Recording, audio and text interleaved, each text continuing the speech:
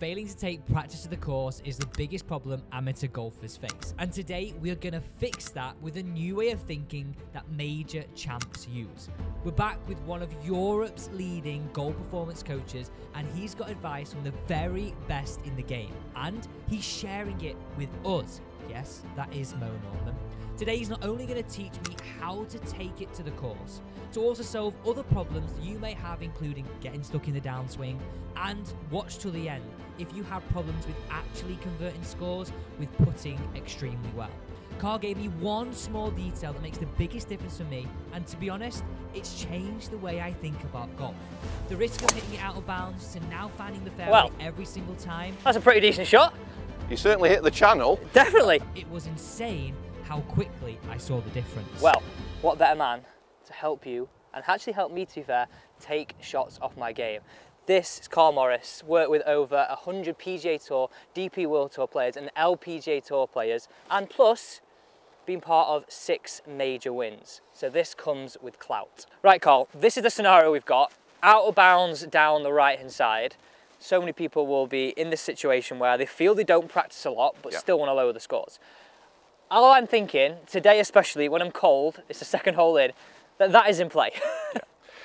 And the thing is, Alex, that's not going to stop. This idea that we can block out negative thoughts or we can control our thinking is a nonsense. Those thoughts are going to be there. That's the reality. There is out of bounds there. There's perhaps water on the left-hand side on certain holes.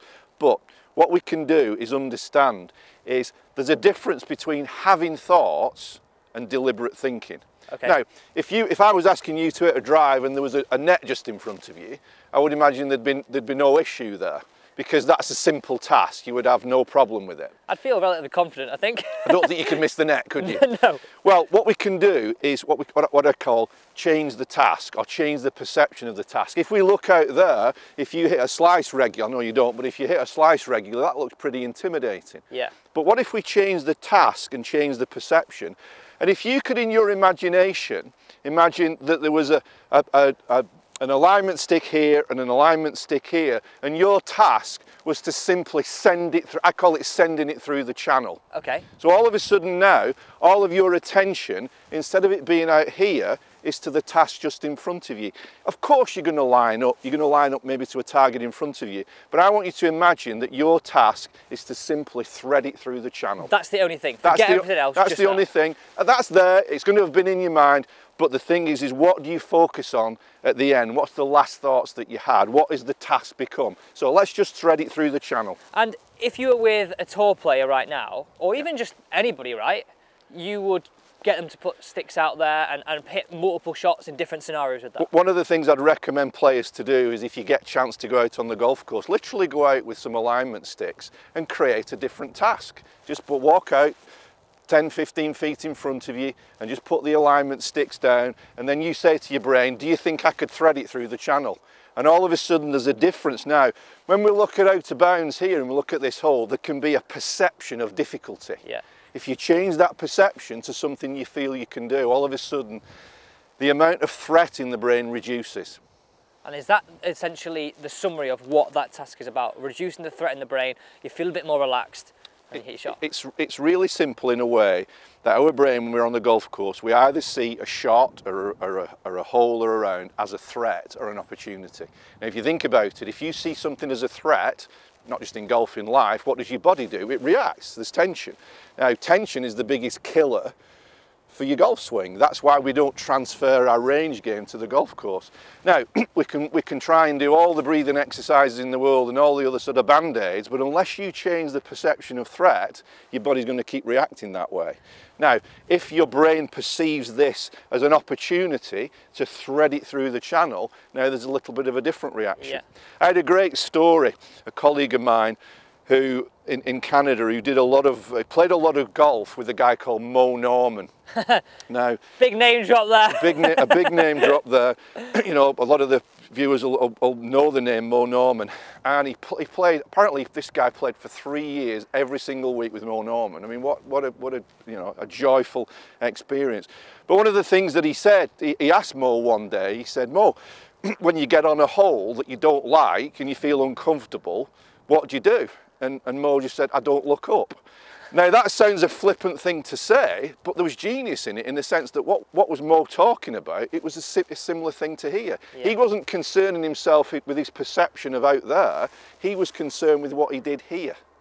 And that's again, so if I hit this shot now, just focusing on this, right, here we go. I'm gonna hit this shot away. Use that as part of your routine in this scenario. But don't forget, we're gonna look at chipping over a bunker on a tight lie. That can really get the knees wobbling. And those short little diddly putts, which cost the same as a long drive, but we sometimes put far too much pressure on ourselves. And by the way, what a place this is. We're in January, and this place looks like most places in the summer.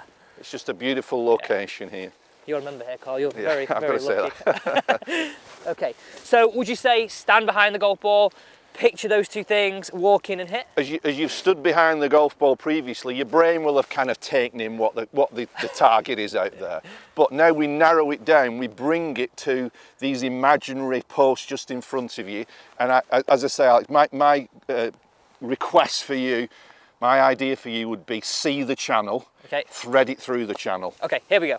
So I'm just looking at this and forgetting everything else.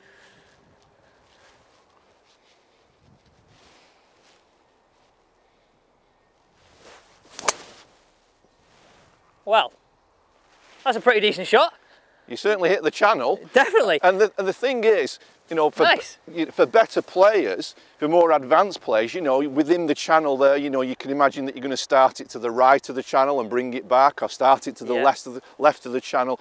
Depending on anybody's ability level, you can play around with this idea. But the fundamental is, if you change the perception of the task, your brain will respond differently. If your brain responds differently, the feelings in your body are going to change. So it's all about, Alex, to me this is all about that you develop skill on the range. We have to develop skill, you know, the idea that you can just think your way to a better game is nonsense. You need skills. You have to develop skills, but then can you access the skill? Now on that particular shot, because you change the perception, you access the skill that you have. Yeah. You manage to thread it through the channel. But it's just a lovely way of maybe changing what you do when you go on the golf course. Instead of being terrified by everything around you, change the perception, change the feeling. It's interesting there, like a bit of feedback of what I felt. Like almost my peak of my cap was blocking out this, and all I was doing was just looking there, trying not to, like Mo Norman was saying, like look up too much and just take that into account. Okay, Carl, right, this is the first scenario. Let's go on to the second now, that chip over a bunker, because there's been a lot of requests on this, partly because I want to do this as well. So let's go over there. How intimidating is this? Like, if I said to you, my focus right now, and I think I probably speak for a lot of people, it would be the lie, looking tight, and then just simply the bunker in front of me. Like that's all if I've got a pressure shot, and especially replicating this one, that's all I'm thinking about. So the key to any performance, Alex, there was somebody said to me recently that attention is the currency of performance. What we decide to pay attention to will reflect in our movement. So you're normally paying attention to all of this here, you know, what the shot is. If I asked you, what does the shot require? Where do you need to perhaps put your attention to feel as though you could complete this task, you could get the job done? Shot requires a lofted club. Yeah. Higher shot, so it lands softer. But equally, you could also argue that there's loads of room past the flag as well. Yeah. So they're probably, I would say, the things that require is loft, a bit of speed, and some height within the shot. So you could focus on a landing spot, that could be an option, but how has that been for you in the past if you've tried to force yourself to focus on a landing spot? Being honest, like, all my eyes get drawn to is just that. Yes. Like, the landing spot I think might work great for some people. Some people, but being honest about me, that doesn't seem to work for me. So this is a key point for everybody listening to this, is you need to become what I call an attention detective. You need to look for clues of what you can put your attention on that you would feel as though you were competent at that, or you could do that. So if we think of maybe some other things that we could put our attention on, what would it be? Strike. So what does the golf club need to do? In the simplest form, slightly hit the ball and brush the ground. Like. Okay, so you could focus your attention on brushing the ground? Yeah. So do you feel like you're capable of doing that? Even if you felt a bit uncomfortable, could you still brush the ground? I'd like to think pretty consistently in the same spot as well every time. Yeah. So what would the options be with this? If you were aiming to brush the ground, you could brush the ground just right. Yeah. I would imagine you could brush the ground and take too much ground, Yeah. or not brush it at all. Yeah. So if you were to judge this shot on those three options, did I brush the ground? Yeah. Too much, just right, or not enough? Do you feel like that's now a slightly different task?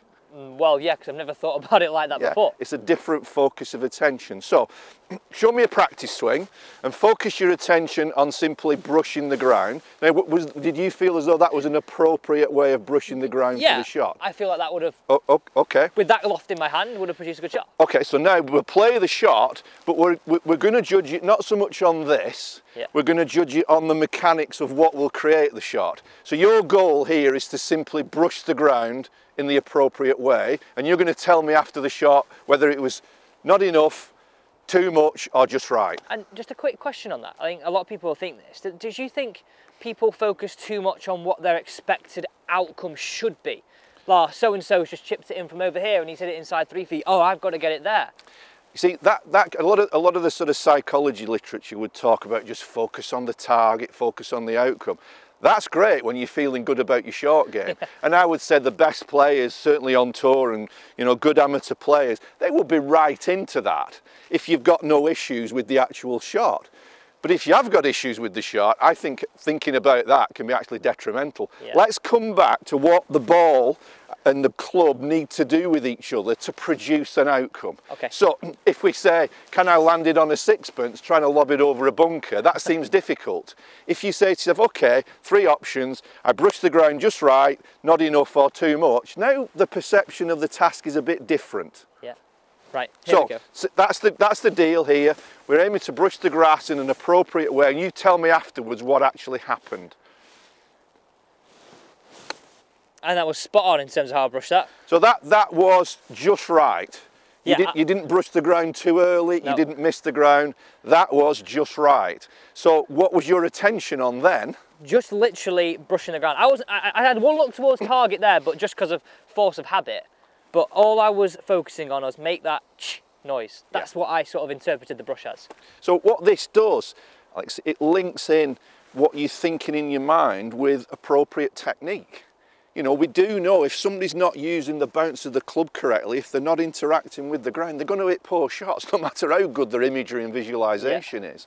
But now you brought that back and said, okay, this is my task here, one of three options. And the beauty of it is if you hit a poor shot, you can explain it to yourself differently. Yeah. I didn't brush the ground appropriately, it was too much or not enough, Yeah. instead of the usual thing, oh, I'm just useless at chipping. So all of a sudden now the way you explain your mistakes is different. And if you explain your mistakes away, because you're going to make mistakes. I mean, Phil Mickelson wouldn't hit a perfect shot every time. Yeah. The way you explain your mistakes allows you to progress rather than being in the story of, I can't chip. I'm going to use that every single time I go and play. Right, let's move on to the putting. Now, honestly, Carl, that's, to be fair, one of the best chips I'd hit in a long time. I'd be so bothered about strike, I'd have probably hit it, not saying the back fringe, but it would have been a long way on its way to being there. But it just shows you changed, Alex, what you put your attention on. And as a result of putting your attention on something that you felt you could do, brush the ground, then that's the outcome. Now, is that going to happen every time? No, but to me, it's a way forward. Yeah. It's a part of the game. Anybody struggling with a part of the game is just ask yourself that key question is, what am I putting my attention on as I'm trying to play the shot? Yeah. When you change that, then you start releasing your capabilities. Now, caveat with all of this, if you've got dreadful technique and you blade it and thin it all the time in practice, well, you need some technical work on that. You need to understand how to deliver the club. But for an awful lot of people have the skill, but they can't access the skill. Yeah. You've got the skill, and on that one, you accessed it. And that's the way to access it more and more. Now, what you're talking about here is available on your app, isn't it, MindCaddy? It is. And that's the link down that below. And just give us a quick brief overview of what that is. Yeah, the MindCaddy is a great way for anybody listening. It's an app where you go there. There's a series of lessons there. There's video, there's audio, and there's a specific program that you can use in the off season as well. It's been really popular. The off season program really gets you ready for the season ahead, but with this key idea of develop skill and then access the skill. And I've actually done Karls' course where you go down in person, and I still use, well, I've forgotten some of the things clearly, but I still use part of those skills in my game, even in my coaching today. So definitely check that out. I'll leave the link down below. I would definitely highly recommend. Like 100 PGA Tour, LPGA Tour and DP World Tour players, 6 major wins. I said it comes with clout. Right, Karl, should we take this as a short putt? Yep. Like, I think. Perfect. Let me paint a scenario that so many of us would have had in our head. From 30 foot away, let's say, I don't know, round about here, we'd go, oh yeah, the hole looks relatively big. When I get here, everybody thinks, all right, I'm closer now, I should hold this, I should make this, because what am I, 5.5 feet-ish? And therein, you've just used the word, Alex, that causes all of the problems with our game once we get close to the hole. You've used the word should. Yeah. I call it shouldism. Now, once I'm in a situation where I should hole it, if I hole it, it's only what I should do. Yeah. But now, what happens in our brain if we miss it? Oh, no, it's a disaster. Now, the reality of the fact is, you know, what is this, 6 feet putt, something like that? Even on the PGA Tour, there's not a 100% success rate. Yeah. So I think replacing the word should from your golfing vocabulary is one of the key things to do to free you up. Then we change it to, with this putt, even if you've missed a bunch of putts before, is it possible you could hole this? Yeah, I think it's more possible I could hold this than if I was 30 foot away. So there's a big difference between making a statement, I should hole it, as opposed to asking the question, is it possible I could hole it? The possible questions open up our mind, the should questions close it and create tension. Remember what we said in the previous video, either something occurs to you as an opportunity or a threat. Yeah. Now if it's a threat, as in I should hole it, what does should suggest? Well, I can't miss. Yeah. Now what's the reality? The best players in the world miss some of these putts. Yeah. Is it possible you could hole it? No, it's an opportunity. So my question would be, is it possible you could hole it? You've just said yes. Yeah. What would it probably, in your experience, Alex, what's the best thing that you could put your attention on now to give you the best chance of holding this putt? Well, I know what you're going to tell me. Pace. Not necessarily, no. No, but I mean, one of the things that you've spoken about with me in the past, and I know in your book, is thinking of being more tuned into the pace and how the ball enters the hole, rather than the fact that I've got to make a putt. See, I think that's a really interesting one. If we took this golf ball here, and this is one of the things that I think players make the mistake of, is we get so obsessed with the line and trying to be perfect with the line. And I call it walking down the razor's edge, where you feel like you've got to be so perfect with your line that, again, that can create a tension-filled stroke. But actually, if we look at a hole, you know, if you had 3 golf balls, Alex, here, we could actually fit three balls into the hole. The holes are quite a bit wider than we think often. So what I get a lot of players to consider, instead of having the tiny line here, I call it the 3-ball highway. The idea that, again, similar that we talked about off the tee, that instead of seeing a tiny thin line, you actually see a channel into the hole. Okay. Now all of a sudden, if I said to you, if there were 2 alignment sticks here, 3 balls wide, do you think you could manage to send it down? I'd probably say to you, that sounding big-headed, I could do it every time. You could, well, you literally could not do it. Yeah. So if I said to you, okay, you've got imagine the 3-ball highway, imagine the channel, and all you've got to do is just get the pace right. Again, what we're doing now is changing the task. Yeah. We're changing the task to just sending it down the channel at the right pace, as opposed to trying to be perfect with line. Now again, as we've said before, if somebody's a good putter, and they use a line and they hole out really well, you should carry on with that. This is just an option if you've struggled with these kind of putts to change what you're trying to do. Okay. There's a great freedom in thinking all I've got to do here is just get the pace right. So if someone's struggling, would you say just don't use a line at all, or? I would never say don't use a line. There's so many great players who do use a line, it would be foolish for me to say it. What I would say is it's an option. Yeah. Not everybody responds well to a line. I've had some players who feel really liberated by taking the line away. Yeah. So again, the key thing with these sort of series of sessions that we're doing here is to come back to this keyword attention, what you put your attention on, and give yourself options. Don't fall into the trap of shouldism. I should use a line, or I should do this. It's all about option. I like what you said there, and I think this resonates a lot. Like, if you say should, if you hole it, you're not going to give yourself a pat on the back for holding it. You're like, well, of course you should have done that. It's a lose-lose. Yeah. Shouldism creates a lose-lose. You know, you just knock it in and there's nothing there because I should have done it. But there's a devastating effect if you've missed something that you think you should have holed. When we open it up to possible, is it possible I could hole it? Yes, it is. But also, we're going to deal with the fact that I'm going to miss some of these. Yeah. So it's possibility rather than should. So I'm going to use no line here, and I'm just going to picture that like highway you were explaining. Just imagine that channel, and your goal is just to simply get the pace right for this putt.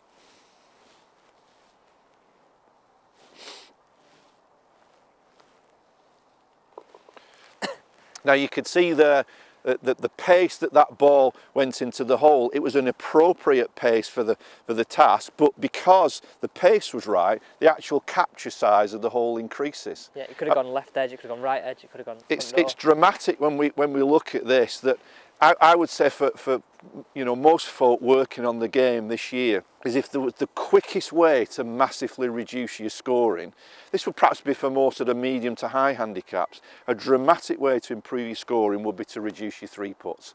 And people are thinking, what an obvious thing to say. Well, if you reduce your three putts, what's the ingredient of that? Most golfers miss or three putt because of pace, not so much line. A lot of golfers are better at line than they think, but are dreadful at pace. So give yourself this idea that this year I'm going to go out, I'm going to develop the skill of pace control, and you'll see a dramatic impact on your scoring. Well, Karl, thank you for sharing those 3 hints from the tee, over a bunker, now on some short putts. We've got more videos coming up with Karl, but don't forget to check out his app. The link is down below, and thanks for watching.